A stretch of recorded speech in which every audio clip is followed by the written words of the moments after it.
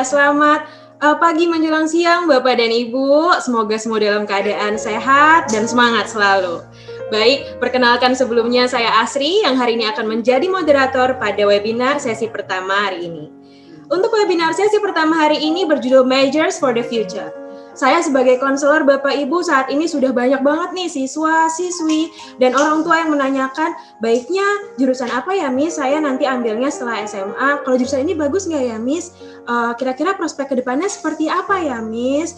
Nah, karena ini adalah salah satu tugas perkembangan remaja Bapak Ibu untuk mempersiapkan kebutuhan masa depan yang lebih mandiri lagi baik dari ekonomi maupun sosial. Jadi kecemasan dan kebingungan untuk mempersiapkan ini sangatlah wajar dirasakan bagi anak-anak maupun orang tua. Nah, hal ini juga mungkin dirasakan para siswa yang mulai mencari tahu dari karir, keahlian, dan profesi apa sih yang cocok dengan mereka dan tentunya menjanjikan. Dengan banyaknya perubahan di abad ini menyangkut tren karir dan perubahan peluang usaha, maka kita butuh nih informasi-informasi mengenai apa yang sesungguhnya dibutuhkan oleh para generasi muda kita ini agar tidak tergilas oleh perubahan seperti yang dikatakan oleh Miss Lia tadi. Nah, bagi kita nih para guru dan orang tua, apa sih yang bisa kita lakukan untuk mendukung dan melakukan yang terbaik untuk anak-anak kita? Karena itu, hari ini Global Prestasi mengundang pembicara yang sangat luar biasa, yaitu Ibu Inalim, untuk memberikan informasi-informasi mengenai tren karir masa depan. Sebelumnya, sebelum memanggil Ibu Inalim nih, saya akan menceritakan atau memaparkan profil dari Ibu Inalim. Ibu Inalim adalah CEO dari jurusanku.com yang merupakan sebuah content provider yang khusus memberikan informasi mengenai seputar jurusan kuliah dan peta karir. Ibu Inalim juga mengisi konten dan menjadi narasumber sebagai pengamat pendidikan dari berbagai media, baik TV, radio, media cetak, maupun digital.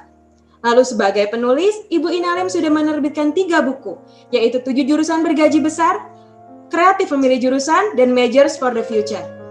Selain itu juga, banyak nih, ibu-ibu, bapak-bapak, anak-anak, Ibu Inalim juga memiliki sertifikasi dari Amerika sebagai career consultant dan sejak tahun 2016 hingga kini mendapat predikat top consultant in the world dari lembaga sertifikasi tersebut di antara para konsultan dari 47 negara Bapak Ibu. Lalu Ibu Inalim juga sudah memberikan konsultasi kepada lebih dari 3.000 siswa dari 200 sekolah di 65 kota dan 12 negara. Selain itu, sudah menyajikan lebih dari 430 sesi seminar sejak tahun 2013. Luar biasa sekali. Berikan tepuk tangan lewat reaction nih Bapak Ibu. Boleh dong tepuk tangannya. Kalau tadi Miss Lia minta love, saya minta tepuk tangan. Karena hati saya cuma satu ya Miss Lia ya. Oke, kalau gitu. Kalau gitu langsung saja kita sambut Ibu Inalim. Halo Ibu.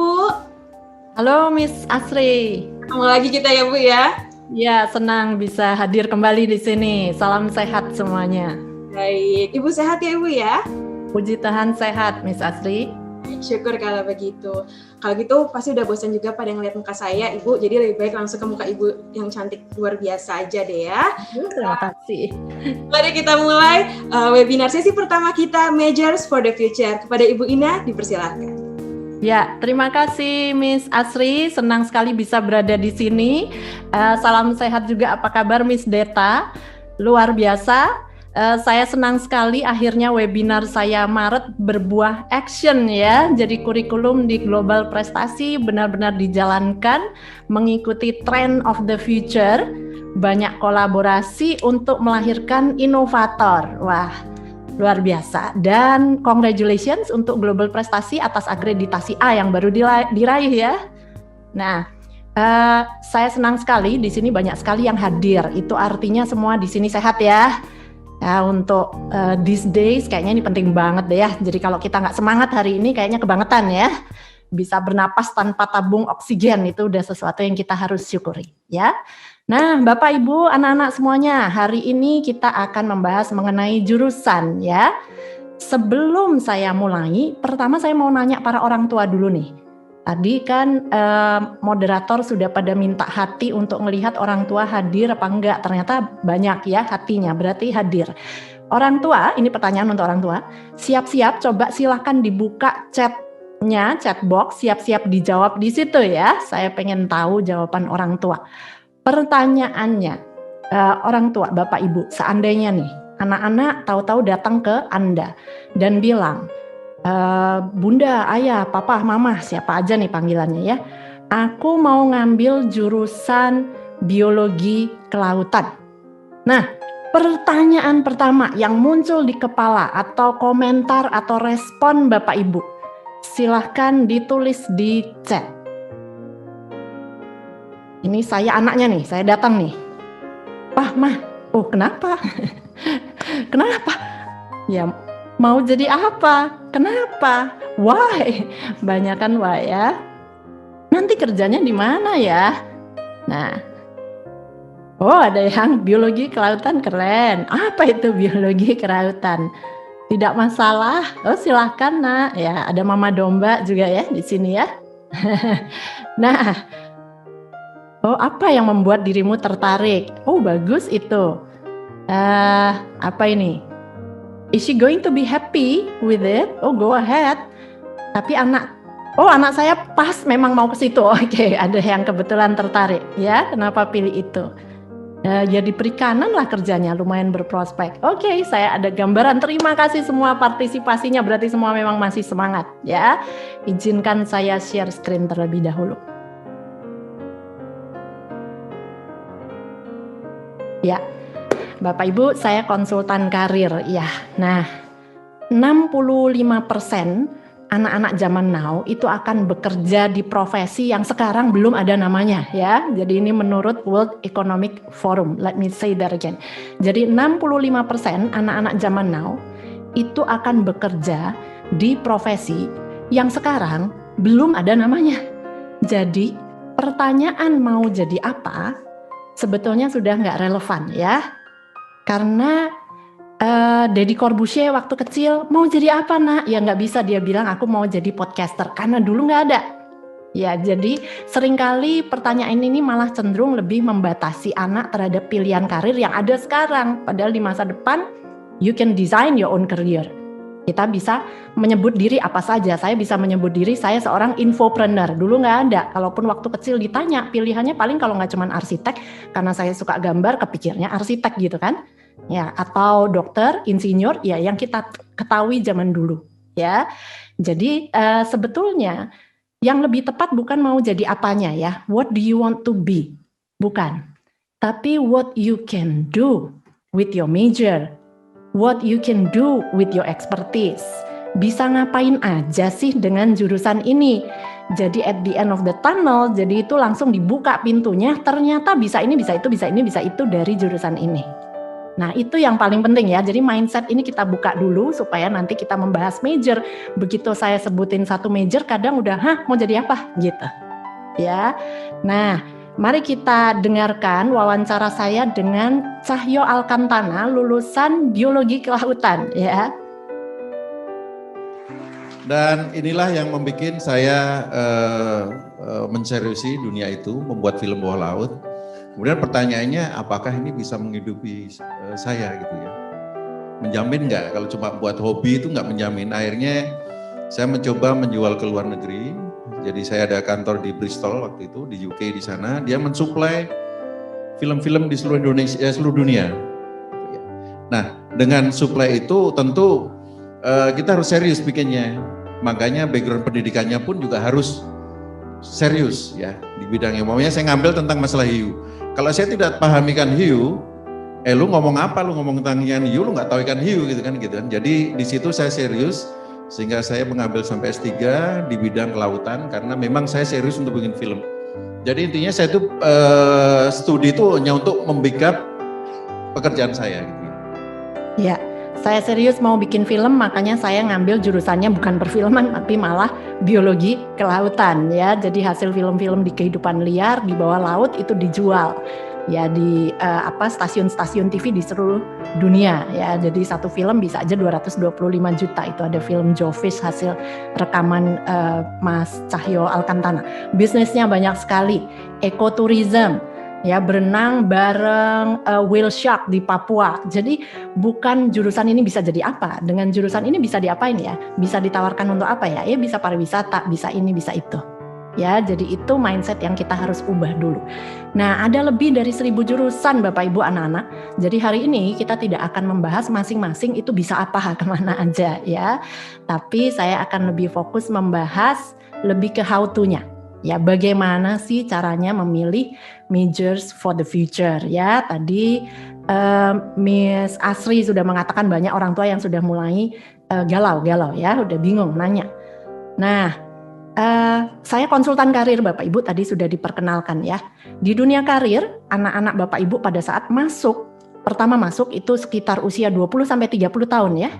Berdasarkan survei, itu anak-anak ini akan terbagi dalam 3 kelompok. Jadi nanti 10-15 tahun kalau mau reunian lagi di Global Prestasi, bisa didata nih sama Miss Deta, menarik nih ya. Siapa yang masuk kelompok yang mana dan berapa jumlahnya.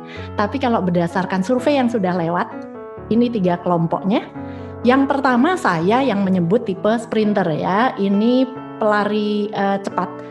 Mid-20s, mereka sudah menemukan karir yang mereka happy, mereka enjoy, ini gue banget gitu. Jadi usia 30-an mereka sudah menduduki managerial position atau sudah jadi pengusaha, sudah buka startup. Ya, salah satu contoh senior vice presidennya Gojek. Itu usia 28 udah senior vice president.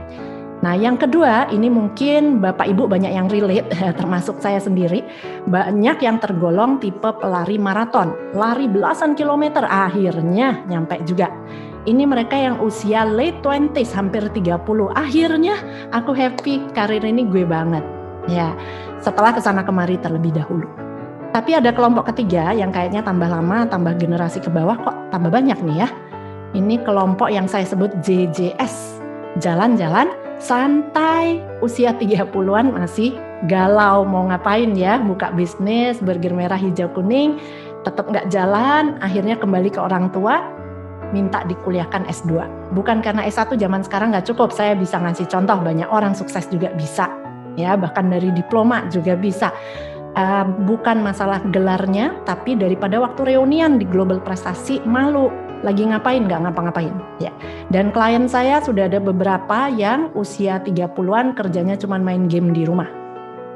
Di Bali ada yang tahun terakhir, semester terakhir kedokteran cuma tinggal skripsi aja, nggak diselesaikan, main game akhirnya tiap hari di rumah ya. Jadi ini kelompok-kelompok berdasarkan survei pada saat anak-anak masuk ke dunia karir. Tentunya orang tua semua punya harapan jangan sampai terjadi yang belakang ya. JJS ya, maraton masih oke lah, wajar gitu. Tapi kalau bisa kita targetin anak cepat menemukan jati dirinya, dia juga lebih happy ya. Nah, ternyata Bapak Ibu untuk bisa nyampe ke sini, mereka ini startnya nggak barengan. Nah, startnya aja udah beda. Jadi yang tipe sprinter itu memang start duluan. Sejak awal mereka sudah mengenal saya siapa. Nah, kok bisa? Yuk kita lihat video berikut ini dulu.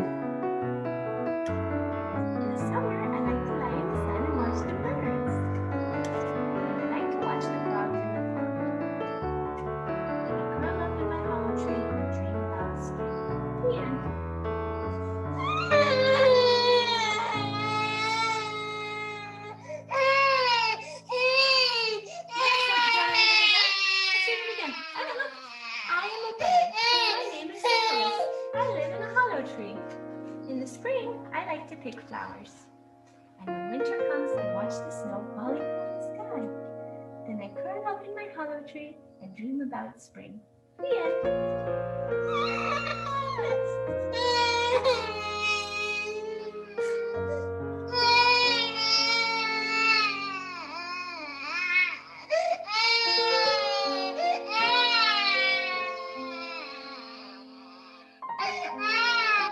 Ya, Bapak Ibu, bayi lahir itu punya keunikannya sendiri-sendiri ya, bukan kertas kosong.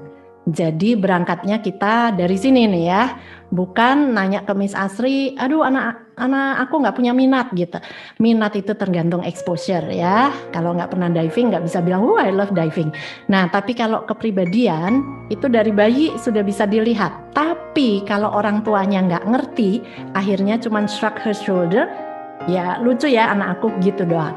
Jadi sebetulnya untuk anak-anak bisa mengenal siapa dirinya, tentunya bukan tugas bayi ini ya, tapi tugas siapa? Orang tua atau orang dewasa di sekitarnya ya. Dari kecil kita harus observasi. Nah, saya punya 2 anak Bapak Ibu. Yang pertama mirip sama bayi ini, mungkin nggak sampai ekstrim nangis, tapi kalau saya bacain buku, dia duduk anteng, ngedengerin, suka, enjoy. Dan sampai sekarang, karena saya ngerti itu artinya apa, saya bisa menduga, oh anak saya kecenderungannya tipe A nih ya gitu. Nah sampai sekarang konsisten. Kalau nonton TV, saya nggak kasih TV di kamar anak-anak, jadi TV di ruang tamu, kadang kita orang tua sacrifice lah ya. Jadi waktu dia nonton TV, saya juga bisa lihat tontonannya apa sih. Dia nonton YouTube, yang ditonton apa. Oh, semakin kesini, sekarang 13 tahun anak saya masih konsisten, dia tipe yang ini gitu ya. Sementara anak kedua saya lahir, saya bacakan buku yang sama, semua buku hancur, sobek, berantakan semuanya. Jadi memang berbeda ya tipe anaknya. Tapi ini sebetulnya tugas orang dewasa di sekitarnya ya. Tapi kadang-kadang saya ngerti ya, orang tua itu ada yang sibuk ya, cari uang zaman sekarang susah, uang sekolah mahal nih Miss Deta. Jadi gimana ada waktu mau observasi anak ya. Dan kadang-kadang kondisi juga ya. Saya ada klien ayahnya meninggal waktu anaknya usia 5 tahun. Jadi ibunya single parent, harus bekerja dari pagi sampai malam. Anaknya dipegang oleh babysitter. Jadi kan dia juga nggak tahu, nggak bisa mengobservasi. Ditanya waktu kecil mainannya apa juga dia nggak tahu anaknya main apa. Ya, jadi kadang karena kondisi tidak ideal jadinya bingung ya. Nah, oleh sebab itu Global Prestasi akan membantu kalau sekarang akhir itu tidak berjalan ideal ya udah butuh mungkin alat tes dan konsultasi untuk lebih memahami diri anak. Tapi yang sudah ikut webinar saya Maret lalu, saya udah kasih gambaran ya. Kali ini kita perdalam, hanya mungkin saya kasih contoh satu saja. Tim saya, Kak Patrick, itu akan kasih link. Silahkan Bapak Ibu, adik-adik semuanya, klik linknya. Dan di situ bisa dilihat ada lukisan. Saya akan kasih lihat sebentar. Ada lukisan. Nah, di sebelah kiri ini ada sticky note. Silakan Bapak Ibu, adik-adik pencet di situ. Silakan tuliskan. Begitu ngelihat lukisan ini, kata-kata pertama yang muncul di benak kita. Ya, setelah ditulis di sini, terus langsung diklik save. Silakan. Kita akan lihat. Ada 200-an orang di sini. Apakah melihat lukisan ini mereka melihat hal yang sama? Atau beda-beda. Jadi di sini ada sticky note. Begitu ngelihat lukisan, kata-kata yang muncul di kepala kita.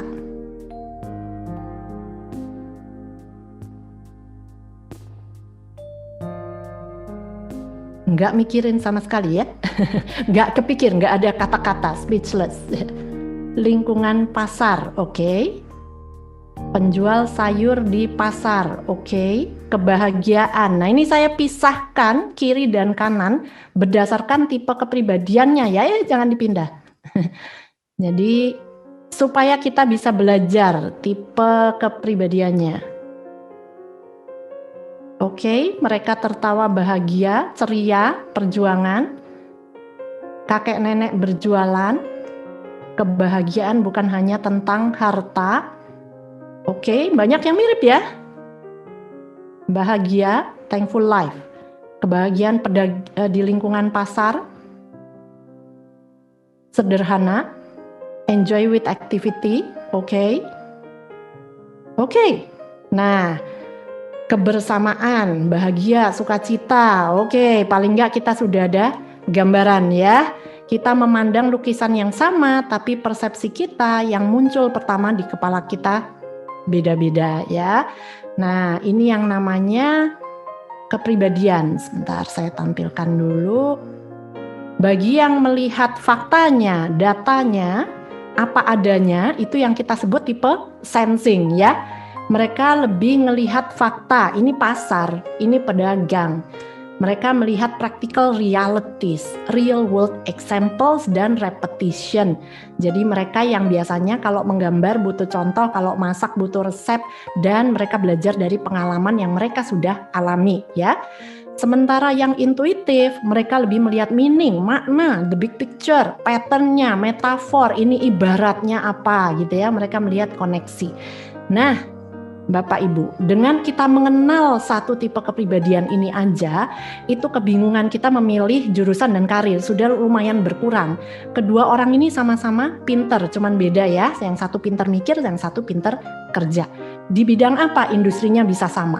Mari kita lihat perbedaannya di industri musik ya. Saya tampilkan 2 penyanyi. Kita lihat penyanyi yang pertama.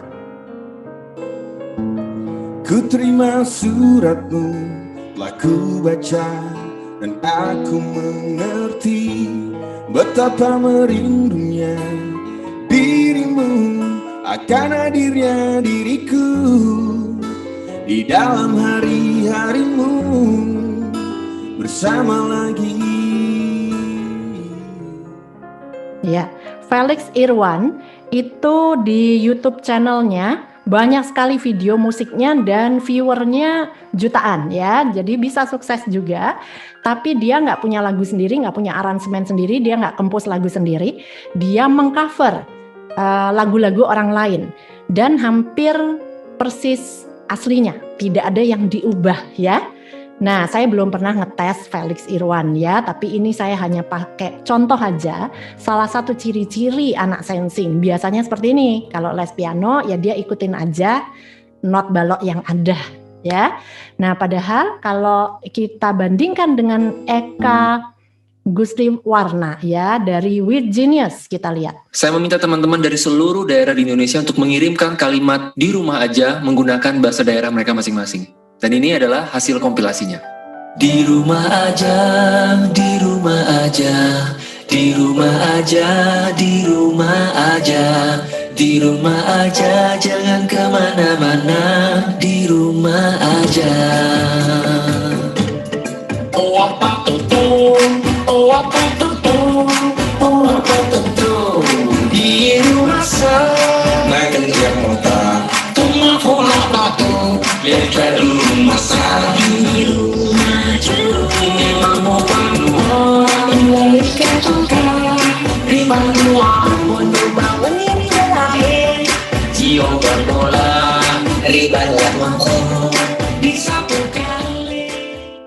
Ya, jadi ini Eka Gustiwarna, anggota dari With Genius ya. Kita tahu lagu Lati baru berapa bulan viewernya sudah di atas 100 juta lebih, dan sekarang With Genius sudah direkrut label rekaman dari Amerika padahal mereka nggak pernah ke Amerika ya.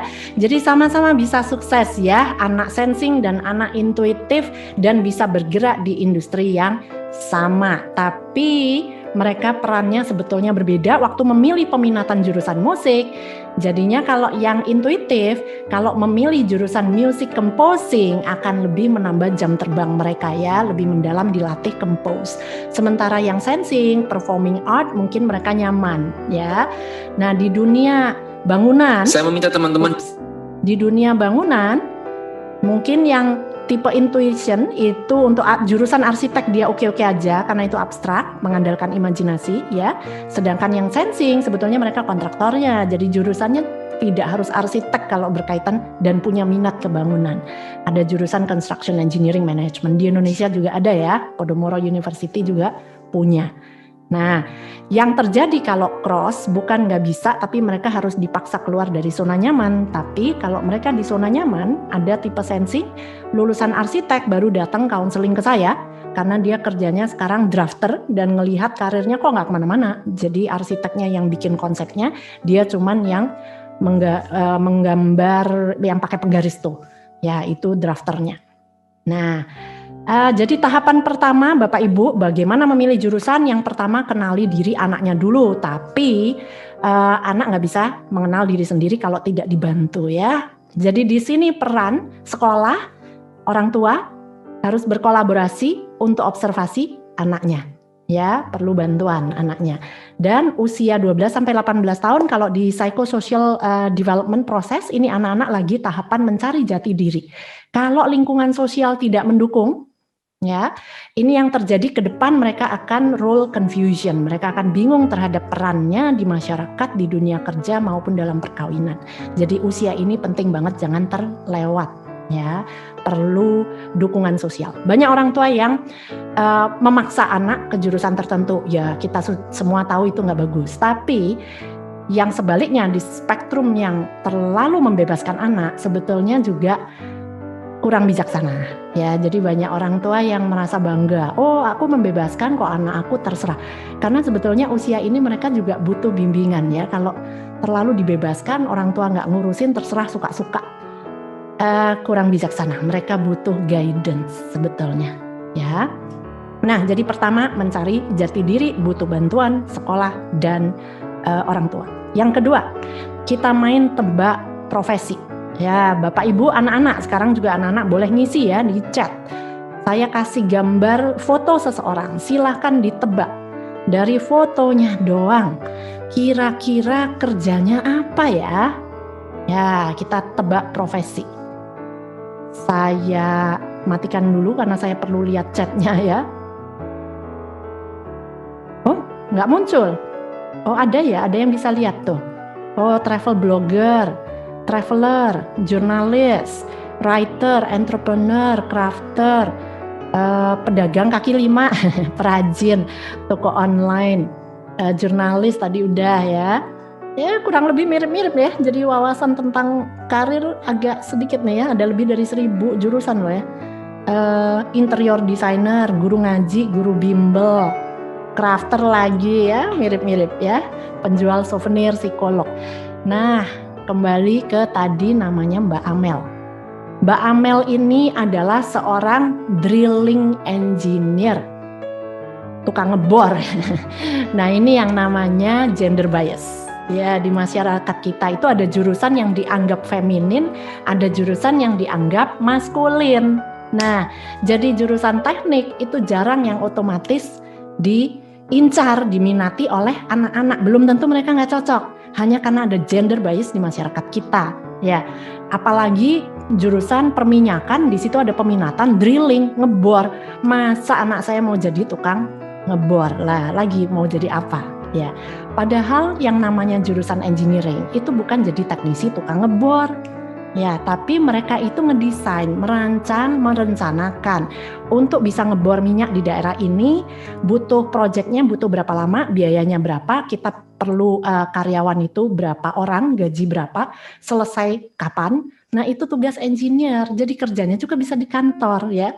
Jadi bukan masalah laki-laki atau perempuan image-nya ya. Jadi gender bias ini kadang mempengaruhi minat atau pilihan jurusan anak-anak ya. Sebaliknya yang laki-laki, baru kemarin saya counseling, dia laki-laki tapi misalnya punya minat psikologi, seringkali orang tua langsung, hah feminin amat, laki-laki kok psikologi gitu. Ya, jadi ini yang kadang membuat anak-anak galau waktu milih jurusan. Ya, jadi sebetulnya ada kepribadian-kepribadian itu yang memang cocok untuk bidang-bidang yang dianggap opposite lah ya. Dari hampir 3.000 siswa yang sudah konseling ke saya, yang paling banyak jumlahnya itu kepribadian ini, the crafter. Kalau ini jatuhnya di perempuan, waduh banyak sekali yang datang ke saya bingung dan gak punya minat. Karena ini ibaratnya ya mereka ini tukang gitu. Tapi jatuhnya kok di cewek, masa mau jadi tukang? Nah, dari sekian banyaknya yang galau ke saya, tipe ini hanya 2 anak yang minatnya itu sejalan. Dan 2 anak ini tidak tinggal di Indonesia. Orang Indonesia tapi SMA-nya di Singapura. Tempatnya berbeda, persepsi masyarakatnya berbeda. Mereka tidak mempersepsikan engineering itu untuk laki-laki. Jadi meskipun mereka tipenya crafter, they'll make excellent engineer, mekanik, tapi mereka perempuan dan mereka still interested in pursuing engineering gitu. Dan itu mereka nggak di Indo. Ya, ada pengaruh. Sekali lagi, jangan ditanya mau jadi apa dari pertukangan, tapi bisa ngapain aja. Contoh, kan bisa buka makerspace nih di Jakarta. Jadi mereka sering mengadakan workshop sebelum pandemi, itu suka penuh ya. Jadi one day workshop gitu. Bikin apa? Bisa bikin tas kulit, bikin woodworking, lampu, bikin jewelry. Nah, tukang bikin perhiasan. Loh, kenapa enggak cewek? Ya, karena persepsi kita aja malah membatasi pilihan anak. Jadi what you can do with that expertise. Tidak harus jadi tukangnya, bisa membuka makerspace-nya. Silakan dilihat harganya 3 juta. Dulu cuman ada setiap Sabtu, sering penuh. Katakanlah 10 yang join nih penuh gitu ya, 30 juta kerja cuman seminggu tiap hari Sabtu. 4 minggu 120 juta kerja cuman Sabtu. Ya, jadi ini hanya contoh aja, jangan buru-buru menghakimi ya. Cowok cewek, gender bias, ada culture bias. Nah, jadi kepribadian yang tadi cenderung tipe perasa membuat keputusan lebih memperhatikan relasi dengan orang, bukan lebih logik. Bukan berarti mereka nggak punya logik, tapi laki-laki. Kalau lahirnya di kultur Chinese nih ya, di keluarga Chinese itu keluarga bisnis, keluarga dagang gitu. Jadi banyak orang tua yang tidak observasi dulu tapi langsung cekokin dulu anak laki-laki, nanti direktur utama perusahaan, nanti finance gitu dicekokin. Jadi waktu SMA dia bingung ya. Jadi padahal kalau kita lihat, oh ya ini masih contoh tadi ya. Di ITB itu ada jurusan kriya. Krianya dibagi 2 ya, ada tekstil, ada keramik. Nah, jadi tidak hanya fashion designernya, tapi bisa ngambil jurusan kriya jadi supplier kain bagi fashion designer, supplier kain dari interior designer. Ini anak-anak sensing lebih nyaman daripada anak-anak intuitif. Ya, kemudian kalau di Hong Kong ada jurusan jewelry and metalwork. Kemudian di China ada jurusan textile engineering, tapi ada kata textile kesannya sudah lebih feminin. Apa yang dipelajarin, ini yang harus dibaca anak-anak di tiap website waktu milih universitas. Ya, nah jadi persepsi ini yang kadang membuat berantem orang tua dan anak ya, karena mereka mandangnya berbeda. Ya, jadi anaknya bingung aslinya. Kalau ibarat anak-anak itu buah-buahan ya, mereka tuh ada bijinya, apel, jeruk, mangga, nangka gitu. Nah harusnya kita itu observasi dulu sebelum kita kasih pupuk, ya kan? Ini pohon apa ya? Kalau pohon apel aku kasih pupuknya apel gitu kan. Kalau jeruk aku kasih jeruk. Tapi kalau kita nggak observasi dulu langsung dikasih, anaknya kan jadi bingung. Aku apel atau jeruk gitu. Nah bicara bingung, ada 2 macam bingung. Ada yang hopelessly confused, ada yang productively confused. Contoh hopelessly confused. Minggu lalu saya baru counseling klien saya, anak SMA. Saya tanya, oke, saya pengen tahu dulu rencana studinya nih ke depan, mau ngambil jurusan apa. Terserah papa mama katanya. Saya tanya orang tuanya. Nah kalau dari orang tua punya harapan apa nih, karena anaknya terserah orang tua. Terserah anaknya, yang penting dia happy lah. Bingung kan? Nah tapi kalau saya lihat profilnya, sebetulnya profilnya ini masih dependent. Ya, dia pengen values-nya, pengen penghasilan tinggi, kerjaannya aman, jam kerja fleksibel, dia nggak punya ambisi, determination tidak, dia nggak punya minat, cuman mau jadi bos, bidang apa dia nggak tahu. Jadi saya langsung tembak dengan pertanyaan, kamu ada rencana nggak melanjutkan bisnis keluarga? Iya. Jadi dia sebetulnya bukan tertarik pada bisnis, area bisnis orang tuanya. Dia hanya tertarik jadi bosnya gitu kan. Oke, kamu mau masuk ke bisnis papa. Bisnis papa bidangnya bergerak di bidang ini.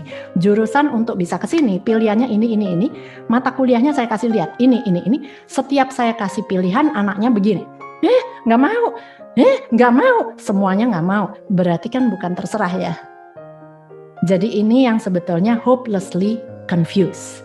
Ya, tapi sebaliknya productively confused ini harusnya jadi target kita. Jadi setelah mendengarkan webinar saya, target saya bukan semua sudah yakin jurusannya apa tidak. Saya berharap malah semua bingung.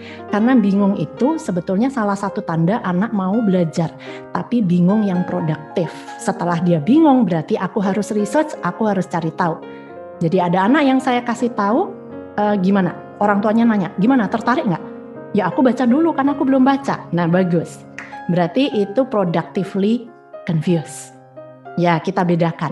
Bapak Ibu justru jangan terlalu senang kalau anaknya sudah merasa tahu. Ya, be careful. You have to be careful what you think you know. Kesannya sudah tahu. Nah, tapi bingungnya bisa aja waktu sudah kuliah atau kerja. Karena itu salah satu tanda juga mungkin dia nggak mau belajar kan. Aku udah tahu kok. Jadi dia nggak mau lagi cari tahu yang lain. Minggu lalu juga kebetulan ada satu klien saya. Dia datang ke saya sudah punya interest mau pursue psikologi. Jadi dia bilang dia nggak bingung, dia cuma datang ke saya mau nanya. Di luar negeri itu ada 2 fakultas. Masuk ke fakultas science atau mendingan saya masuk ke fakultas social science untuk psikologi. Tapi singkat cerita setelah kita berdiskusi selama konsultasi, anak ini jadi pengen dan tertarik pursuing occupational therapy instead of psychology yang tadinya dia merasa sudah mantap. Dan sudah 2 kali masih email-emailan sama saya, dia terus meresearch dan dia makin yakin dia benar-benar sudah nargetin mau ke arah occupational therapy. Ya, kadang-kadang kita tidak punya cukup informasi ya. Jadi pilihannya kadang cuman itu. Tapi begitu dibukakan banyak pilihan dan coba dibaca, ternyata ini juga bagus. Ibaratnya kita ngelihat Waze, target kita finish line di sini. Tapi banyak jalan menuju Roma. Kadang informasi yang kita miliki sama dengan informasi yang dimiliki banyak orang. Jadi sudah crowded. Kompetisinya mungkin banyak. Jadi lebih lama. Ada jalan lain yang mungkin banyak orang nggak tahu. Jadi lebih cepat mencapai targetnya. Jadi menurut saya memang ada baiknya waktu SMA itu sediakan waktu antara anak, orang tua dan konsultan, ya tidak harus saya, konsultan karir, tapi pokoknya pihak ketiga ya, untuk lebih netral ya, untuk diajak diskusi gitu. Ya, jadi karena karir kita bicara 30-40 tahun ke depan kan dijalanin seseorang, ada baiknya kita invest waktu 1-1,5 tahun ya untuk benar-benar sit down dan membahas. Kalau tidak, kalau informasi yang dimiliki terbatas, ini yang terjadi dengan kakak kelas kalian nih ya, yang tahun ini SBMPTN, jurusan-jurusan yang paling populer. Kalau untuk anak-anak IPA, saya cek barusan masih sama dengan zaman saya SMA, tetap aja kedokteran, farmasi, IT, teknik sipil, dan kedokteran gigi. Padahal untuk teknik masih banyak yang lain ya. Sekarang kalau di energi, zamannya sustainable energy, engineering, konversi energi, nggak ada. Material pengganti, material apa klep jantung kayak pengganti material yang bisa terurai gitu, banyak sekali. Tapi tetap aja nih, yang populer ini mulu ya. Di bidang kesehatan, cuman kedokteran farmasi dan kedokteran gigi. Padahal tadi ya, occupational therapy, podiatry itu di Kelapa Gading tuh ngantrinya 1-4 tahun tuh. Ya karena demand is high, supply low. Untuk anak IPS juga akhirnya tetap aja nih. Psikologi, hukum, manajemen, ilmu komunikasi, akuntansi. Itu mulu. Ya bingung yang produktif itu menyebabkan kita jadi punya pilihan yang lebih banyak ya. Jadi targetnya justru harus bingung ya. Nah, Bapak Ibu anak-anak, kita tadi membahas majors ya, jurusan, hard skills ya. Padahal saya konsultan karir. Di dunia karir tidak hanya masalah hard skills, tapi tentunya ada soft skills. Kita tidak membahas soft skills apa saja yang dibutuhkan untuk masa depan karena waktu ya. Tapi saya hanya mau menyoroti 2 yang mungkin paling relevan dengan pembelajaran selama online yang bisa dilakukan dari sekarang. Ya, saya selalu suka sesuatu yang udahlah langsung bisa take action ya. Nah, Bapak Ibu ini saya tutup dulu. Saya minta Bapak Ibu anak-anak di bagian view, di Zoom itu kan ada bagian view ya. Silakan dibuka yang bagian gallery view-nya. Jadi kita bisa saling memandang peserta di sini ya. Kelihatan kan jadinya ya. Nah, mari kita berandai-andai nih ya, sekarang ini di kelas online nih. Lagi kelas online, Bapak Ibu bayangkan Anda semua ini guru, tapi bayangkan Anda ini trainer. Peserta di sini adalah peserta intern. Ya, mahasiswa magang lah ya. Nah, terus setelah training, Bapak Ibu sebagai HRD atau employer mau memilih orang yang mau dijadikan karyawan tetap. Yang tadinya dari intern. Kira-kira Bapak Ibu, milih siapa nih? Milih yang wajahnya kelihatan dan kelihatan engage waktu pelatihan, atau milih yang cuman kelihatan jidatnya ya? Karena sekarang kalau pembelajaran online ngetren banget ya, anak-anak cuman kelihatan jidatnya doang. Nah terus, atau kadang video dimatiin gitu ya. Terus pada saat kelas 12 datang ke gurunya, Miss, saya mau apply beasiswa Miss. Minta surat rekomendasi ya, tulis yang baik-baik ya untuk anak saya. Kamu siapa? Saya nggak pernah lihat wajah kamu. Saya nggak kenal. Ya, jadi first impression Bapak Ibu, meskipun ini online, effective communication skills itu tetap bisa dilatih, dan itu dari sekarang ya. The power of first impression. Ya, karena kita tidak bisa bersuara ya di kelas online, bukan berarti kita tidak bisa berkomunikasi secara efektif.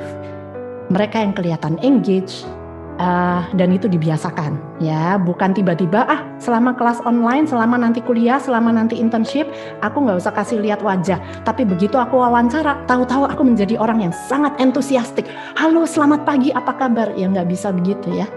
Itu sesuatu yang perlu proses.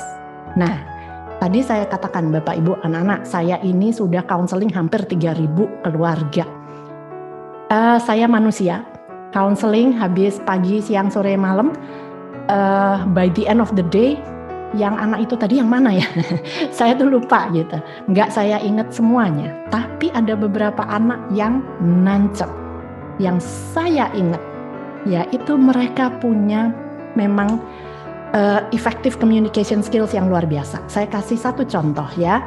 Saya ingat klien saya murid SMA waktu itu di Bali. Dia ikut seminar saya sebelum pandemi ya. Setelah seminar biasanya orang tua dan anak-anak berkerumun kan, pada nanya ke saya. Anak ini nggak nanya, dia cuman ngasih tangan ke saya. Terima kasih Bu Ina, seminarnya sangat berguna buat saya. Sebagai orang tua saya langsung, aduh aku pengen punya anak seperti ini. Ya, udah ganteng, sopan sekali ya. Nah terus bukan saya mau dihormati, tapi kalau dia bersikap seperti itu ke saya, berarti dia juga punya sikap yang sama ke orang-orang di sekitarnya. Dan salah satu dari orang-orang ini bisa membukakan pintu buat dia suatu hari. Dan memang benar ya, Desember lalu barusan dia ngajak saya Zoom meeting. Hanya untuk mengucapkan terima kasih Bu Ina, saya sudah lulus S2, saya baru dapat pekerjaan di perusahaan tambang terbesar kedua di Australia, di Perth, sebagai data analis di masa pandemi. Dan dia international students, bukan permanent resident Australia. Di masa susah cari kerjaan, dia cepat mendapatkan pekerjaan. Dan saya tanya bagaimana bisa dapatnya? Dari temannya yang sudah masuk terlebih dahulu, dia direkomendasikan.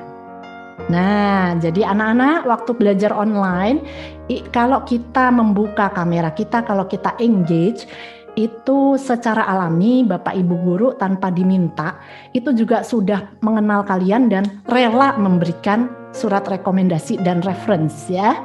Jadi itu langkah pertama yang penting. Setelah itu kalian, karena masa online ini kan anak-anak nggak bisa banyak ketemu orang ya, jadi nggak bisa berlatih untuk berkomunikasi ketemu orang ya, tapi bukan berarti tidak bisa dilakukan. Peran orang tua penting banget. Karena kebiasaan kelas online, video dimatikan. Waktu konsultasi individu, ini kan bukan seminar ya. Konsultasi itu ngobrol ya. Banyak anak dan orang tua tuh nutup video. Saya jadi kayak ngobrol sama tembok dong ya. Nggak dinyalain atau kadang wajahnya itu di sini. Waktu saya sapa selamat pagi, cuman tangannya doang. Jadi saya konsultasi sama siapa ini ya. Terus kadang orang tuanya, bapaknya rebahan di kasur, ibunya duduk dengan tampang begini. Ya, saya sapa selamat siang ibu, selamat siang bapak. Diem semua, nggak ada yang jawab. Saya ulangi lagi, selamat siang, nggak ada yang jawab. Suara saya kedengeran? Ya kedengeran. Jadi orang tua penting sekali ya, meskipun kita terbatas ini screen, tapi bukan berarti tidak bisa berkomunikasi secara efektif dan itu ternyata penting banget. Contoh kedua, baru hari Minggu lalu saya dikontak salah satu klien saya lagi. Jadi dia itu kena pandemi, lulus S1 dari Indonesia dari jurusan sejuta umat. Jadi secara jurusannya nggak populer. Dia mau daftar kuliah ke luar negeri, jadi dia datang ke saya. Saya sarankan ke jurusan data analytics gitu kan. Nah, tapi karena pandemi nggak bisa berangkat. Nah, anak ini tidak hanya duduk diem. Selama pandemi dia tetap aja aktif gitu ya.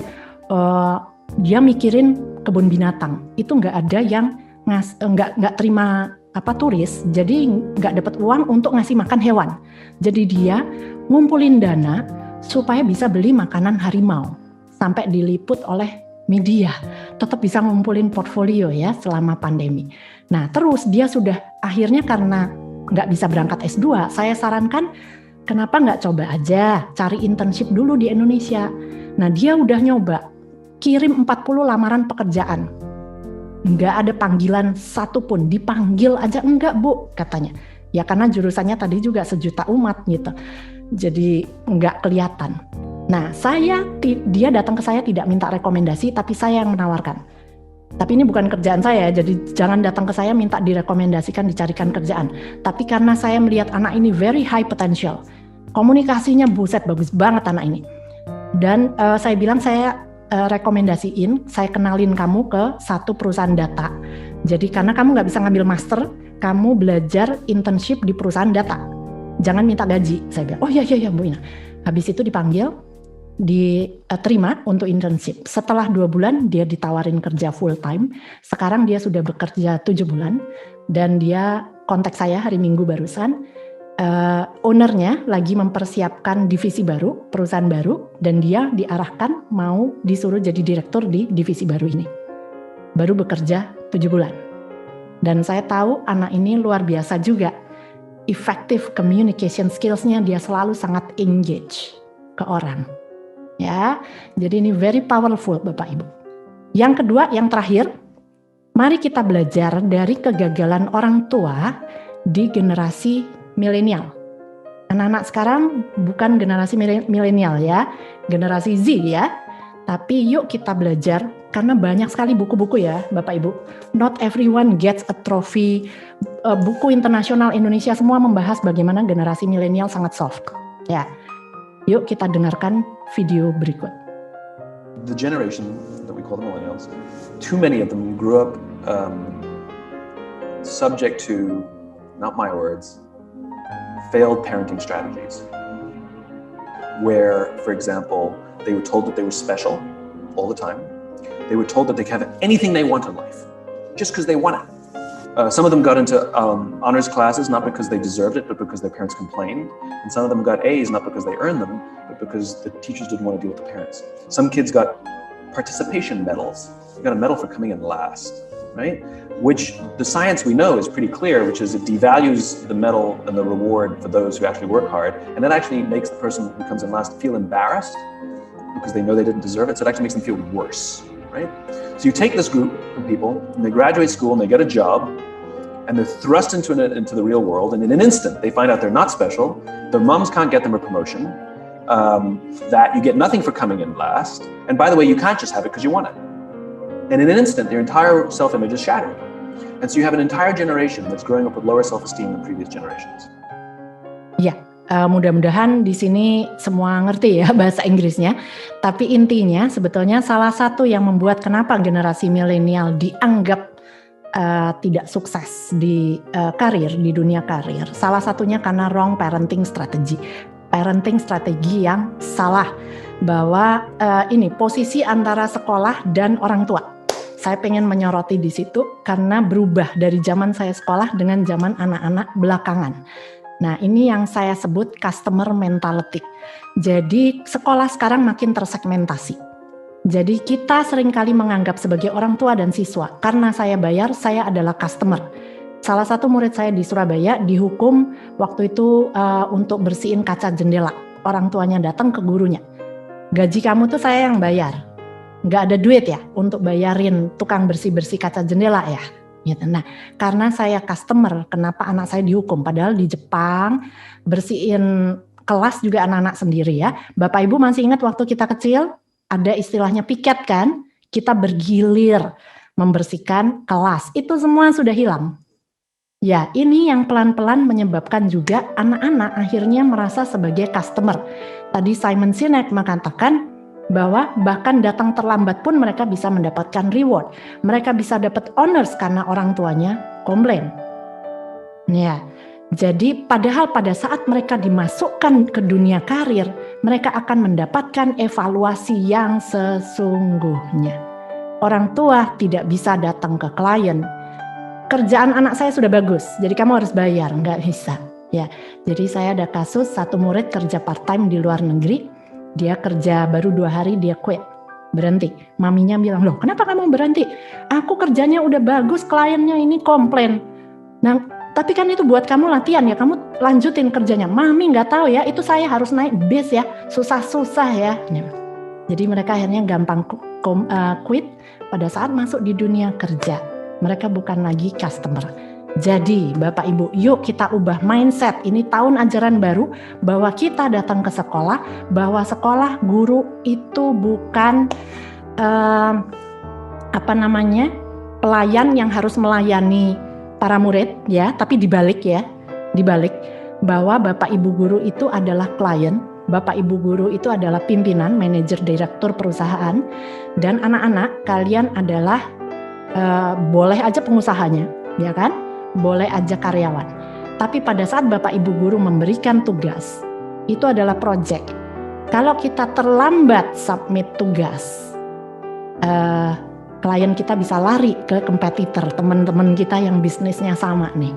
Kalau kita nggak submit tugas, ya berarti kita kehilangan klien, kita kehilangan customer. Ya, jadi mindsetnya kita balik ya. Karena ini sudah saatnya, sudah terlalu lama ini terjadi di dunia pendidikan kita. Customer mentality. Jadi saya customer, saya demand untuk mendapatkan sesuai apa yang saya mau. Jadi ini menyebabkan anak-anak menjadi passive learner Bapak Ibu. Bukan active learner. Karena kalau kita customer, berarti kalau ada apa-apa selalu salah sekolah, salah guru, untuk tidak memberikan layanan yang bagus kepada saya, pasif kan. Tapi kalau kita tidak memiliki customer mentality, berarti kita active learner. Ya, jadi Bapak Ibu itu adalah guru, itu adalah klien. Jadi kita yang aktif untuk memberikan layanan bagi Bapak Ibu guru. Nah, ini pelatihan. Karena sekolah saya ingatkan untuk mempersiapkan anak-anak kita ke industri kan, ke dunia karir ya. Jadi harus dimulai dari start lebih awal supaya nanti bisa suksesnya juga lebih awal ya. Jadi kesimpulan dari webinar kita How to Choose a Major for the Future, tahapan pertama pengenalan diri dan anak-anak butuh bantuan ya dari orang tua dan dari guru. Kemudian jangan buru-buru persepsi-persepsi tadi ya, menghakimi sebuah jurusan feminin, maskulin dan lain-lain. Be open minded. Kalau ini sudah open, baru kita bisa menerima informasi baru ya. Jadilah bingung, tapi bingung yang produktif. Sekali lagi, dalam memilih jurusan, it's not about what you can be, it's about what you can do with your major. Ya, saya Inalim dari jurusanku.com. Terima kasih atas perhatiannya. Saya kembalikan ke Miss Asri. Baik. Terima kasih Ibu, luar biasa sekali. Saya juga belajar banyak banget nih Ibu ya. Saya kayaknya sekarang sebagai konselor jadi memiliki ide-ide baru dan pemikiran-pemikiran baru yang nanti bisa di-share kepada anak-anak juga nih Bapak Ibu dan Ibu Ina juga. Nah, ada banyak pertanyaan nih pasti setelah mendengarkan Ibu Ina mengenai apa yang tadi baru dipaparkan atau yang sejalan dengan mengenai pemilihan karir, impian setelah lulus SMA, baiknya seperti apa, karir kedepannya seperti apa. Mari kita buka Ibu Ina dan Bapak Ibu sesi pertanyaan kita. Silahkan bagi Bapak Ibu atau anak-anak nih yang pengen nanya, kira-kira jurusan apa ya, atau saya harus gimana ya, boleh lewat chat ya Bapak Ibu dan anak-anak. Nanti saya akan bantu untuk bacakan dan Ibu Ina akan bantu untuk menjawab. Silahkan bagi Bapak Ibu dan anak-anak yang memiliki pertanyaan, Bapak Ibu guru dan semua yang ada di sini juga boleh nih. Pasti ada pertanyaan-pertanyaan juga dari Bapak Ibu guru, homeroom dan lain-lainnya. sambil menunggu mungkin Ibu Ina, saya ingin bertanya nih, Bu Ina, kasus yang sering saya dapatkan. Curhat nih judulnya Bu, gitu kan, sambil nunggu nih. Jadi ada banyak banget nih dari Bapak Ibu dan anak-anak yang sering berselisih paham.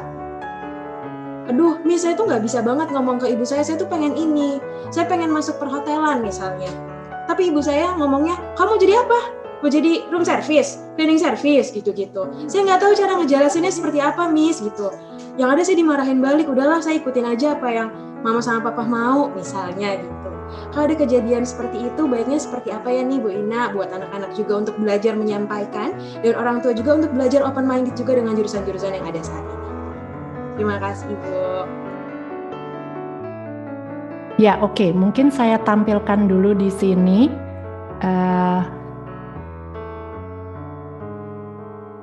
Ya, di sini ada giving advice ya, dalam memberikan advice.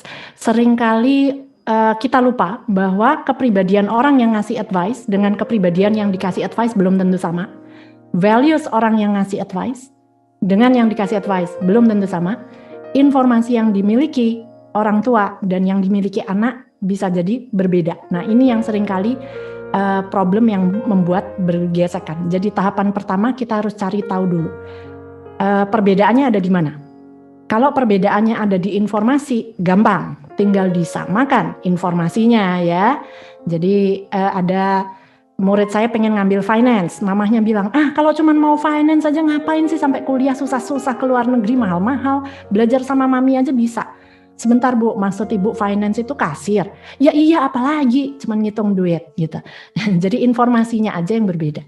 Setelah saya jelaskan finance itu apa, belajar security valuation, perusahaan ini kalau mau saya beli pantasnya harga berapa, saya kasih contoh orang-orang finance itu apa saja, bisa ngapain aja, baru keren juga ya, banyak direktur utama perusahaan diambil dari direktur keuangan, Jack Ma resign, penggantinya juga CFO gitu kan. Baru informasi sama, iya oke, kamu ngambil finance aja. Nah yang lebih sulit itu kalau values-nya yang berbeda. Karena values orang tua itu terjadi dari peristiwa yang dialami orang tua, dari kecil sampai sekarang dia usia 40-50 tahun ya. Kalau kita mau mengubah value orang tua itu nggak bisa kayak membalikkan telapak tangan. Nah ini yang butuh kesabaran, it takes time. Tapi kalau dari pengalaman saya, sebetulnya banyak orang tua ini belum selesai dengan dirinya ya. Nah itu akan saya sarankan untuk ketemu Miss Jovi nanti di sesi kedua. Catat nomor WA-nya Miss Jovi dalam hidup seseorang. Nanti siapa tahu Miss Jovi bisa menjelaskan ya masalah teori Maslow. Jadi tahapannya, kalau ibunya, bapaknya belum mencapai tahapan aktualisasi diri dalam hidupnya, seringkali orang tua berharap anaknya yang mencapainya untuk dia. Padahal sebetulnya itu untuk dia. Jadi orang tuanya belum selesai. Contoh, saya ada klien waktu itu ibunya itu pengen masuk aerospace engineering di Amerika. Dia nggak keterima. Jadi sejak anaknya lahir dikasih mainan itu pesawat. Pokoknya dicekokinya pesawat mulu sampai kelas 12. Kamu mau ngambil nggak jurusan aerospace engineering? Mau. Terus di meja saya waktu itu ada, karena itu pameran waktu itu ya, di meja saya ada buku 7 jurusan bergaji besar ya yang baru saya launching. Anaknya bilang, Mi beli dong bukunya. Jangan, nanti kamu berubah pikiran. Ya, jadi sebetulnya kan itu impian mamahnya yang belum kesampaian. Mamahnya belum mengaktualisasikan dirinya. Jadi kadang kamu jadi dokter aja. Sebetulnya mamahnya masih butuh di-recognize, mencari social recognition. Kalau anaknya jadi dokter, mamahnya bisa bilang, anak aku dokter. Supaya mamahnya dihormati oleh masyarakat sekitarnya karena belum mendapatkan itu. Jadi penting bagi semua orang tua untuk sudah selesai dengan dirinya. Kalau ada luka batin belum kelar, ada yang nggak kesampaian, nanti siang catat nomornya Miss Jovi. Ada baiknya ibunya ketemu dulu sama Miss Jovi ya. Jadi manusia merdeka, kita nggak hidup anak sama hidup orang tua beda. Ya. Oke. Begitu ya Ibu ya. Jadi dari anak dan orang tua benar-benar harus sejalan, dan apa yang orang tua rasakan juga harus diselesaikan dulu ya, baik impian atau misalnya emosi atau sesuatu yang tidak selesai itu harus diselesaikan sehingga tidak menjadi seperti balas dendam gitu ya kita kasarnya, tapi lewat anaknya gitu ya. Mungkin ini ada juga nih yang masih sejalan Ibu dengan pertanyaan yang tadi. Saya sedang mempersiapkan anak saya untuk menggantikan posisi saya in the future. Apakah saya salah jika mengarahkan anak saya sesuai dengan keinginan saya? Jadi salah atau tidak? Pertanyaannya, bila mengarahkan anak sesuai dengan apa yang diinginkan oleh orang tua. Mungkin papanya punya perusahaan atau seperti apa? Mungkin bisa dibantu dijawab, Bu Ina? Ya, orang tua punya harapan itu sangat wajar dan tidak salah ya. Apalagi bisnis yang sudah dibangun sebetulnya mungkin sudah memang bagus ya. Jadi memang di sesi saya sering sih saya selalu bertanya, ada harapan nggak anak melanjutkan bisnis keluarga supaya saya bisa, dan anaknya saya tanya tertarik nggak? Nah dua-duanya sama-sama mau. Ya itu nggak salah ya. Cuman saya carikan kira-kira bisa start dari posisi apa atau keahlian apa yang bakal dibutuhkan gitu. Kalaupun ternyata profil anaknya tidak sesuai, tinggal pertanyaannya saya kembalikan, beneran mau diarahkan ke sana nggak? Tapi berarti harus siap keluar dari zona nyaman anaknya. Kembali ke anaknya, mau nggak gitu. Nah, ada anak yang memang profilnya itu support. Jadi ada anak yang terlahir memang natural born leader, dia membuat keputusan itu memang nyaman ya. Ada anak yang selalu jawabnya terserah, suruh bikin keputusan aja galau, gimana dia mau mimpin perusahaan. Tapi kalau mau diarahkan ke sana, berarti harus dilatih dari sekarang. Nah, itu loh tujuan pendidikan kan. Ya ayo, tapi berarti saya kasih tahu begini. Tapi kalau kepengen anak saya happy, dia cewek Bu Ina, carikan bidang yang jangan yang susah-susah, dia bisa kerja dari rumah, jam kerja fleksibel, tapi yang anaknya suka, duitnya gede gitu. Saya bilang ke ibunya, maaf Bu, gak ketemu saya Bu. Karena anaknya sukanya cuman yang styling, makeup, dandan gitu kan. Tapi jadinya, ya jadi apakah salah? Tidak salah. Ya, biasanya saya malah carikan, oh ini bagus untuk handle people development Pak di perusahaan Bapak, start dari situ misalnya. Nah, wah ini bagus sih produksi nih. Kalau bersaudara 3, wah ada yang waktu itu punya perusahaan farmasi di Semarang. Masing-masing kebetulan profilnya beda-beda. Wah pas Pak, satu di R&D, satu di frontliner, bagian marketing, yang satu di bagian apa gitu ya. Jadi memang tidak salah, tapi mari kita sesuaikan. Alangkah indahnya kalau tetap sesuai dengan profil anaknya, jadi dia strength-nya memang di situ. Malah bisa menguatkan. Mana yang dia nggak strong, kita bisa hire orang atau bisa kita siasati kan ya, cari partner atau apa. Oke, berarti bukan salah atau benar, tapi sesuai atau tidak ya Ibu ya? Ya, di bagian apa juga ya. Baik, terima kasih Ibu. Lalu ada pertanyaan saja, banyak sekali nih Ibu pertanyaan. Siap ya Ibu ya? Anak saya sepertinya super pasif dan mudah menyerah. Bagaimana ya supaya bisa aktif dan antusias? Jadi mohon saran dari Ibu Ina nih sepertinya. Ya, sebetulnya 81% anak-anak yang tes di saya, counseling di saya, profilnya memang sudah nggak ada ambisi, nyantai pula, gampang quit. Itu 81%. Itu tadi, dari kadang-kadang kita lupa sebagai orang tua. Orang tua cuma ngasih nasihat tuh, yang kemarin tuh bilang gini ya, anak saya ini mau zona nyaman Bu. Dia nggak tahu ya bahwa dunia itu nggak nyaman. Saya dulu setting perusahaan ini susah. Iya Pak, justru Bapak mengalami susah, Bapak bisa sukses, anaknya nyaman. Tapi kok Bapak bilang saya nggak mau dia kuliahnya jauh, dia belum mandiri Bu Ina, jangan jauh. Loh kebalik Pak, justru jangan dibilang kamu tuh nanti susah, ceburin langsung. Orang tua tega nggak? Ya seringkali bapaknya nggak tega karena ini anak perempuan, jadinya dimanja. Nah, nggak ngerasain hidup susah, jadi bertolak belakang. Jadi kalau kepengen anaknya ke sana, ya Bapak harus tega. Jadi kuncinya biasanya kalau nggak ada ambisi dan determination kurang, saya tuh nanya orang tua tega nggak? Saya bisa ngasih solusi. Tapi orang tuanya mesti tega, bukan jahat ya. Ya karena tipe anaknya butuh the power of kepepet. Orang tua tega nggak ngasih kepepetnya?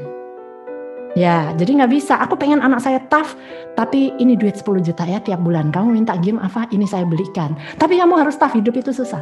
Jadi yang terjadi, dosen di Surabaya, ini universitas yang terkenal banyak orang kaya. ngasih nasihat ke muridnya. Kalian itu ya, zaman kalian hidup itu susah, cari uang itu susah. Dijawab sama mahasiswanya, Pak, uang itu jangan dicari, diminta. Ya, jadi jawabannya balik ke orang tua. Seberapa tega, kirim jauh dari orang tua, tidak harus keluar negeri, paling nggak keluar kota. Fasilitas dibatasin. Di Sydney, orang Indonesia kuliah dibelikan apartemen, mobil sudah tersedia. Uang saku dikasih $7.000 sebulan. Padahal pemerintah bilang 2.000 aja sebetulnya sudah bisa hidup, sewa apartemen dan lain-lain. Nah bayangin dia kerja part time, dimarahin dikit sama bos, kafe kamu bisa aku beli. Atau aku gak butuh $15 sejam, besoknya quit kan? Tapi kalau bapak ibu tega, berani gak kasih anaknya $1.500 sebulan? Kurang 5.000, dimarahin dikit, besok aku balik. Ya, jadi kuncinya di orang tua ya, kalau pengen anaknya punya ambisi dan determination. Oke, berarti butuh push ya Bu ya, butuh sedikit push dan Power of kepepet ya Miss. iya betul Ibu.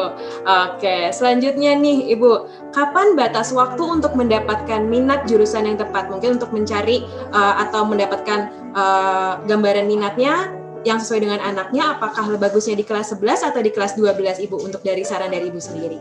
Oh, mencari minat 11-12 sebetulnya sudah terlambat. Kalau kapan batas waktu tidak ada ya, tergantung tadi observasi kita dari kecil. Jadi kalau kita sudah mengenal anak kita, kayak tadi contohnya anak saya pertama, oh ini tipe intuitif kayaknya, tapi saya nggak boleh main asumsi. Saya kasih exposure kan, waktu kelas 3 SD liburan ada science camp, coba ikut gitu. Tapi ya duit saya bukan duit yang berlebih, 5 hari mahal, coba 2 hari dulu deh. Tapi hari pertama anak saya pulang, wah seru, aku mau ikut sampai hari Jumat. Oke, berarti benar nih dia tertarik kan, minatnya muncul kan. Ya udah saya bela-belain bayar, gitu ya. Jadi itu proses pelan-pelan. Jadi nggak ada batas waktu. Kalau kelas 11-12 mungkin jadi agak terbatas, apalagi pandemi. Kayak contohnya yang crafter tadi, saya ada kasus yang mungkin sulit sekali karena anaknya sebetulnya crafter. Harusnya mereka good with their hands. Tapi waktu kecil ibunya sangat protektif karena sempat trauma, anaknya ada yang kepotong gunting jarinya. Jadi anak-anaknya semua itu dari kecil nggak boleh pegang gunting. Jadi motoriknya ya malah nggak bagus kan. Nah jadinya kalau mau nyoba exposure, misalkan saya sarankan coba ikut workshop dong di industri. Lagi lockdown nggak bisa juga ya. Jadinya agak terbatas, jadi bisa dilakukan, tapi orang tua harus lebih berjuang menyediakan maker space sendiri di rumah. Ya bisa ya, tapi lebih terbatas aja. Jadi ada 2 cara nyari minat Bapak Ibu, dengan mencoba, atau yang satunya by reading about it, dengan membaca. Saya tahu orang Indonesia kan minat baca rendah ya. Ini bukan virtual background loh Bapak Ibu, ini buku beneran nih, bisa ditarik loh Bapak Ibu. Saya bukan saya sengaja duduk di sini supaya kelihatan smart gitu ya, padahal yang baca itu suami saya aslinya ya. So he completes me ya. Jadi dia yang baca, saya ngomong pas ya. Jadi dengan kita baca jadi kita punya gambaran suka apa enggak. Oke Ibu, jadi benar-benar harus ada kerjasama yang luar biasa ya dari anak dan orang tua untuk eksplorasi lebih jauh lagi mengenai jurusan-jurusan dan karir-karir yang ada saat ini ya gitu ya Bu ya? Iya, oke. Selanjutnya nih Ibu, bagaimana cara menumbuhkan kepercayaan diri anak untuk meyakinkan bahwa dia bisa menjadi apa yang dia mau? Nah ini juga sebenarnya yang saya rasakan saat ini nih Ibu. Jadi banyak sekali anak-anak yang datang, saya kayaknya nggak mampu deh, saya pengen ini tapi kayaknya nggak bisa deh. Belum mulai padahal, gimana ya Bu caranya? Ya, jadi pertama kita kenali dulu kepribadiannya. Biasanya ya, karena saya sudah handle banyak, jadi saya bisa melihat data korelasinya gitu. Biasanya yang sering nggak pede itu kepribadian tipe feeling, tipe perasa. Nah, it has something to do with intrapersonal intelligence. Saya ngelihat koneksinya. Mengukur dirinya sendiri kurang pas, sehingga yang pede kepedean, yang kurang pede. Yang kepedean mereka kadang terlalu optimis terhadap hasil. Jadi dia sering merasa gampang, ujiannya dia bisa. Tapi begitu hasilnya jelek, ya itu dia langsung hancur berkeping-keping, terus bahkan mungkin komplain ke gurunya ya. Jadi tidak bisa mengukur. Tapi yang nggak pede, padahal dia bagus, dia merasa nggak bisa gitu. Nah itu biasa tipe kepribadian feeling, biasanya sering begitu. Nah bagaimana caranya? Jangan sampai negatif, karena di masyarakat kita, untuk dia merasa lebih pede, seringkali yang terjadi mereka merendahkan orang lain, menemukan kejelekan orang lain supaya dirinya lebih bagus ya. Ih kamu gendut banget gitu. Ih betis kamu bisa kayak pemain sepak bola. Jadi supaya dia lebih pede sebetulnya ya. Nah, jadi ini kan jadinya sesuatu yang negatif. Untuk menaikkan dirinya dia harus menjatuhkan orang. Dan itu kita belajar lah ya, mencari sisi positif dari seseorang. Dan itu waktu itu saya belajar di Australia. Teman saya itu gendut cewek, terus dia pakai waktu mau ke pesta, pakai tangan segini, rok merah tapi selutut. Padahal dia gendut gitu. Tapi orang Australia begitu lihat, dia bisa bilang begini komentarnya, wow, that color suits you. Saya pikir, wow, nemu aja ya hal yang positif untuk diungkapkan ya. Yuk kita belajar tidak merendahkan orang supaya kitanya merasa lebih tinggi. Bagaimana caranya supaya lebih positif? Harus dibekali dengan expertise. Jadi kalau dia semakin lama makin ahli, memiliki keahlian yang ini gue banget, I am so good at this, otomatis confidence-nya meningkat ya. Dan saya ingatkan, memang pihak sekolah sudah memberikan mata pelajaran yang ngikutin tren. Tapi ingat, bakat itu tidak hanya dilihat dari rapot. Ya, ada bakat kita yang tidak ada nilainya di rapot. Misalnya, teman-teman tuh kalau curhat semua ke aku. Nah itu kelebihan dan berguna di profesi tertentu. Tapi tidak ada skornya di rapot. Nah kadang ini butuh bantuan sekolah dan orang tua ya. Ini untuk para guru saya ingatkan. Seringkali kita lupa, kita manggil orang tua hanya pada saat anaknya, muridnya bermasalah. Anak ibu gak pernah bikin PR, telat submit PR gitu ya. Tapi ada baiknya kadang-kadang kita kontak orang tua hanya untuk ngasih tahu sesuatu yang baiknya. Anak ibu tuh temennya banyak ya, dia tuh disukai ya. Hanya untuk ngasih tahu gitu doang. Itu orang tua udah, oh anak aku punya kelebihan, meskipun gak ada di rapot gitu ya. Jadi, oh kalau di offline lebih gampang ya, anak ibu kalau break tuh ke library loh, yang dibaca ini loh gitu. Nah itu juga sudah sangat membantu parents ya, anaknya juga jadi lebih pede lah, bahwa itu suatu kelebihan. Ya, jadi tingkatkan ekspertisnya, itu membantu meningkatkan kepercayaan diri. Oke Ibu, terima kasih Ibu membuka mata saya juga nih gitu ya. Jadi benar-benar mungkin dari kami guru-guru, orang tua dan anak-anak sendiri harus mulai lebih positif lagi dalam segala hal ya. Siapa tahu memang ada banyak kelebihan-kelebihan dan pasti sih bukan siapa tahu yang memang tidak terlihat seperti Ibu bilang, seperti interpersonal, intrapersonal, dan itu adalah sebuah kelebihan yang luar biasa dan tidak dimiliki oleh semua orang ya Bu ya. Oke, selanjutnya Ibu ada pertanyaan curhat nih sepertinya nih. Anak saya suka musik tapi papanya kurang setuju. Karena menurut papanya lebih penting cari jurusan yang mudah cari uang. Nah, musiknya dijadikan hobi saja. Nah, kalau menurut Ibu seperti apa nih Ibu tanggapannya? Ya, mungkin saya jawab industri kreatif secara umum, jadi bisa menjawab juga problem yang lain ya, karena musik termasuk industri kreatif. Kalau mau masuk ke industri kreatif, ada dua hal yang harus dibahas masing-masing keluarga, karena tiap keluarga beda-beda. Yang pertama action, yang kedua financial support dari orang tua. Jadi pertanyaannya, kalau mau masuk jurusan musik pengen jadi performer, pertanyaannya actionnya selama ini sudah ngapain aja? Karena industri kreatif itu sepenuhnya bergantung pada selera pasar. Saya ulangi, industri kreatif sepenuhnya bergantung pada selera pasar. Meskipun saya bilang, Miss Asri suara saya tuh bagus banget loh ya, yang suaranya bagus banyak, tapi tidak semua nyatanya dibeli oleh pasar. Jadi, kalau memang anaknya mau masuk ke musik, jangan langsung dibunuh cita-citanya, tapi kasih wadah untuk dicarikan audience.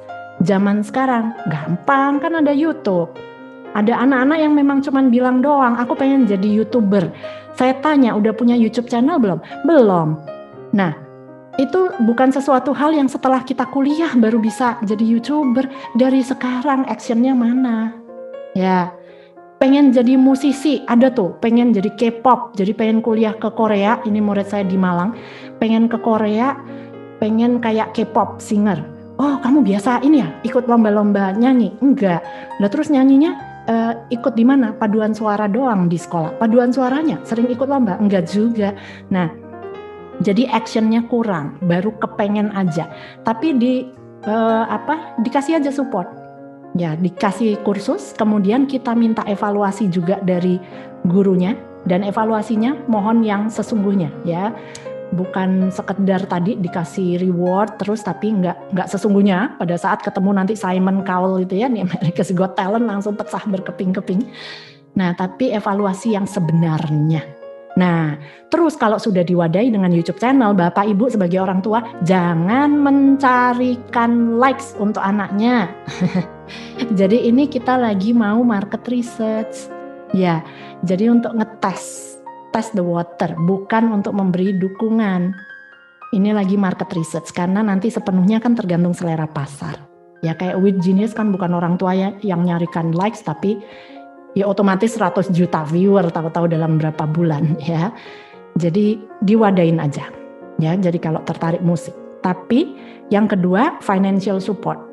Ada yang mau masuk perfilman, sama orang tuanya dibeliin kamera 2 miliar untuk bikin film. Sampai sekarang kita nggak tahu sih hasil film dia, ini anak bilioner di Indonesia. Tapi orang tua happy, anak happy, ya nggak ada masalah ya. Tapi kalau harapan orang tua, oh ya enggak dong, papa nggak sebegitunya, papa bukan bilioner. Jadi saya berharap setelah kamu lulus kuliah itu mandiri secara finansial. Nah, kita perlu bahas, karena tadi actionnya belum ada, terus harapan orang tua setelah lulus mandiri. Nah, berarti tinggal masalah kapan kita mengejar passion musik kita, bukan berarti the end of the world. Ya, jadi ambil keahlian yang memungkinkan kamu bisa mandiri secara finansial, musiknya mah jalan terus, tapi kan jurusannya tidak harus musik gitu. Jadi jurusannya yang membuat kamu bisa mandiri finansial, musik sambil jalan, upload terus di YouTube, perkara meledak kayak With Genius bagus, tinggal aja kerjaan yang utama ya kan. Tapi kalau enggak, kita punya modal, musik jalan, tapi non gelar. Gitu ya. Oke Ibu, jadi gambarnya seperti itu ya Ibu. Apakah itu juga berlaku Ibu misalnya di hobi-hobi yang lain, bukan hanya musik, tapi misalnya main game atau coding komputer dan lain-lain, apakah itu juga berlaku? Dicoba dulu, difasilitasi dulu dan lain-lain? Betul, yang penting ada actionnya dulu ya. Dan kalau dari pengalaman saya sebetulnya beberapa ada salah satu klien saya itu dia drummer dan SMA itu udah jadi drummernya Agnes Monica. Jadi dia datang ke saya malah bukan mau ngambil jurusan musik. Anak-anak yang biasanya sudah ada action, sudah ada itu, dia malah kepengen punya keahlian. Ya untuk jaga-jaga kalau sampai udah nggak kepakai lagi misalnya, itu dia mau kuliah yang dia punya expertise sebetulnya. Berarti berlaku juga ya Ibu, jadi tinggal dibicarakan, didiskusikan, dan dieksplor bersama-sama dan saling mendukung satu sama lain ya Ibu ya? Ya, tinggal milih mana yang gelar, mana yang non gelar, tapi duanya bisa berjalan bersamaan ya. Oke, betul Ibu. Iya. Oke Ibu, mungkin ini adalah pertanyaan terakhir Ibu. Jika anak berada pada tipe in the middle of sensing and intuition, ada nggak seperti itu Bu? Atau harus ditentukan sensing aja, intuition aja gitu? Oke. Jadi kepribadian itu preference ya, tentunya kita punya dua-duanya dalam hidup. Kayak misalnya begini, kita dihadapkan pada pilihan makan es krim vanila atau coklat. Ya kita bisa milih dua-duanya, tapi pada saat disuruh milih biasanya kita punya preference, lebih prefer ini dibanding ini. Nah makanya, tapi biasanya tidak persis di tengah-tengah, ada kecenderungan salah satu. Ya jadi itu yang memang harus digali lebih mendalam ya. Oke Ibu, jadi benar-benar harus ada eksplorasi juga ya Ibu, even itu ada tipe kepribadian juga ya, dan harus dari anak dan dan orang tua tentunya ya. Kalau anak juga sekarang juga bisa eksplor sendiri juga ya Ibu, karena kan sudah remaja semuanya ya Bu ya. Iya, ya tapi tetap dibantu juga ya, perlu dibantu sih ya. Iya betul, dengan orang tua dan guru tentunya semua yang ada di sini ya Bu ya. Iya. Oke, kalau gitu. Sepertinya waktu sudah menunjukkan kalau kita sudah ada di penghujung acara nih Ibu, Ibu Ina apakah ada pesan-pesan untuk orang tua dan lainnya? Nanti mungkin kalau ada pertanyaan yang tidak bisa dijawab atau pertanyaan-pertanyaan lain yang masih dipikirkan oleh orang tua, mungkin bisa menghubungi Ibu Ina langsung ya Ibu ya? Ya, siap Miss. Oke, apakah ada pesan untuk seluruh orang tua dan anak-anak serta guru yang ada di sini Ibu? Ya, jadi pesan saya memang sekali lagi pertanyaan mau jadi apa mungkin sudah tidak lagi relevan. Anak-anak bisa menjadi apa saja, mereka bisa create pekerjaan baru malahan ya. Tapi peran sekolah dan orang tua harus bekerja sama dengan harmoni untuk sama-sama observasi anak-anaknya. Dan ingat, pendidikan karakter itu yang paling utama, pendidikan dasar dan menengah ya. Dan kita mulai dari sekarang, meskipun online tetap bisa efektif. Kita start take action dari yang sederhana aja. Nanti mulai kelas online anak-anak, buka kameranya, tunjukkan kalian engage and jadi active learner. Orang tua bisa bantu ya untuk mengingatkan. Ya, terima kasih. Semoga sukses semuanya dan salam sehat.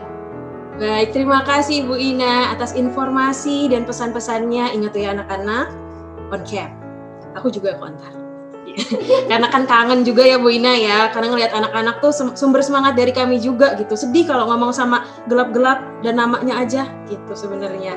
Oke, sekali lagi saya di sini mewakili guru, orang tua dan murid mengucapkan terima kasih banyak kepada Bu Ina. Semoga Ibu Ina juga selalu sehat beserta keluarga dan kita bisa bertemu di acara lain kali nanti gitu ya.